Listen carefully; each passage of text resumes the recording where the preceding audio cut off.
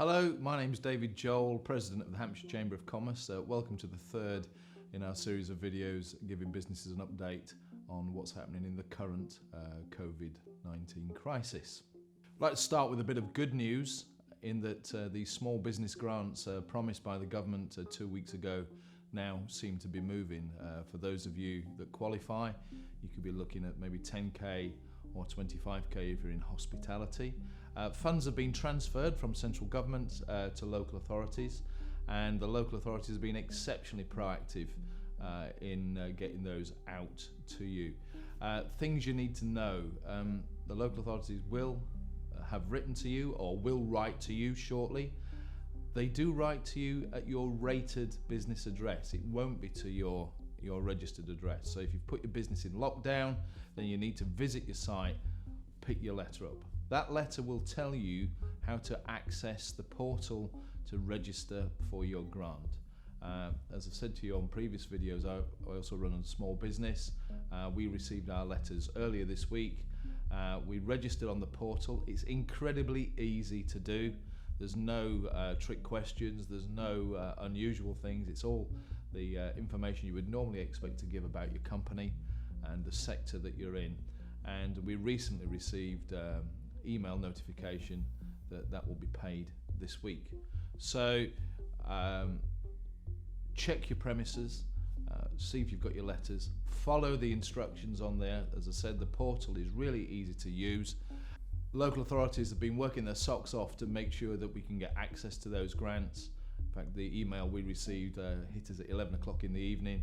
So a big thank you to local authorities and a big shout out for the effort that they're putting in to make sure that us as small businesses get that lifeblood of cash.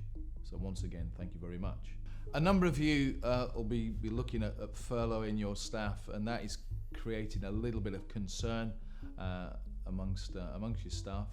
To try and allay some of those fears, we should actually call it what it is. It's a job retention scheme. It's about making sure that people have a job to come back to, and you as an employer, have the access to staff once we get through this difficult time. So it's good for staff and it's good for business. Eligible staff is anyone on the payroll, so paying PAYE, and they have to have been with your organisation before the 28th of February this year.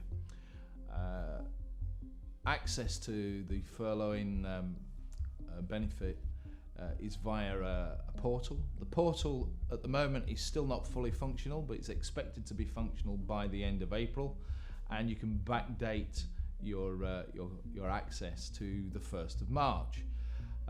It's up to 80% of the staff's wages, but capped at 2.5k a month. A few points to note really with furloughing. Once you've furloughed staff, or you intend to furlough staff, you must inform them in writing and keep that as a copy. It's a vital document for you in the business. And whilst on furlough, they can't work for you. They are furloughed. If you've got staff that are on working on reduced pay or unpaid or on unpaid leave, you can't furlough them either. The 80% of their staff, of their salary is before national insurance and auto enrolment contributions.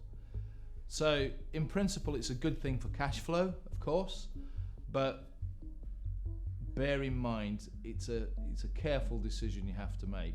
Whilst furloughing people does provide a bit of cash flow relief, remember that a number of people are critical to your business operation. So don't just apply a blanket furlough rule, because you may end up crippling your business and it may make business as usual difficult to execute. In the government announcements over the last few days, there's been a lot about what support there can be for self-employed businesses. It's still a little unclear, but the current thinking, and we're keeping a watching brief on this, is that the level of support is based on your company tax returns. So if you've not submitted your tax return for 2018, 2019, you certainly won't qualify. So please, please, please get it done. The deadline for getting those in is the 23rd of April. there's a basic assumption in the support is that your business is intending to continue trading, so you're not in the process of winding the business up, and any loss of profits is as a consequence directly of the COVID-19 crisis. The amount you get paid is not dissimilar to what happens for employed people. It's based on an 80% figure, but that 80% is based on your average profits looked at over a 3-year period. Now, it's still unclear at the moment what happens if your business has been running for less than 3 years, but that's the current definition. It's capped at, again, £2,500 a month, and once it's approved, it'll be paid as a lump sum rather than as a monthly payment.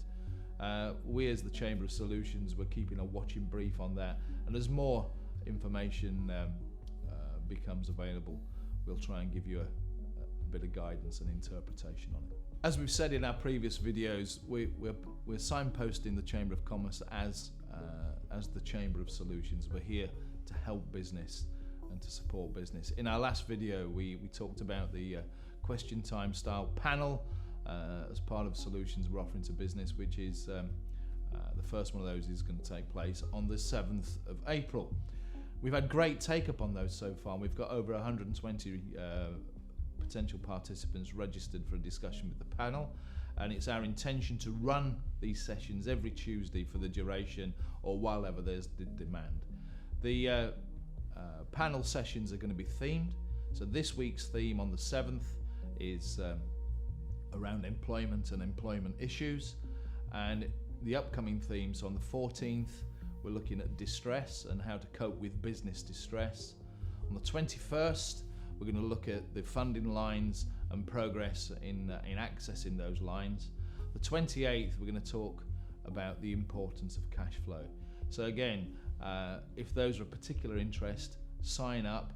Our delivery is online, probably through Zoom or equivalent, but if you access the Chamber COVID site or the newsletters that are coming out from Ben Applin, they'll tell you how to access that particular session. So on that note, we're going to draw this session to a close. Just before I do, once again, I want to say a big thanks to local authorities for really pulling out the stops for getting the cash flow moving. We are grateful and we do appreciate it. Thanks and stay safe.